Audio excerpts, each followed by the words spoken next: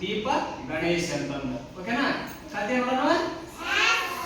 ಹಾ, ಕರೆಂಟ್ ಹೋಯ್ತು, ಕರೆಂಟ್ ಹೋಯ್ತು, ಕತ್ತಲು ಕತ್ತಲು. ಅಮ್ಮ ಮೇಣದ ಬತ್ತಿ ಹಚ್ಚುತ್ತಾಳೆ.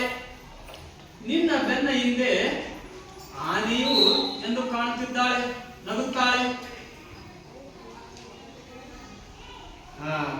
ನನ್ನ ಹಿಂದೆ ಪಕ್ಕಕ್ಕೆ ತಿರುಗಿ ನನ್ನ ರಟ್ಟೆಯನ್ನು ಮೂಗಿಗೆ ತಾಗಿಸಿದೆ. ಅಗೋ, ತೊಂದರೆಯಿಂದ ಆನೆ, ತೊರೆಯಿಂದ ಆನೆ ನೀರು ಕುಡಿಯುತ್ತಾ ಇದೆ. ಆನೆ ನೋಡಿದ್ದೀರಾ? ಆನೆ ಎಲ್ಲೇ ನೋಡಿದ್ರಿ?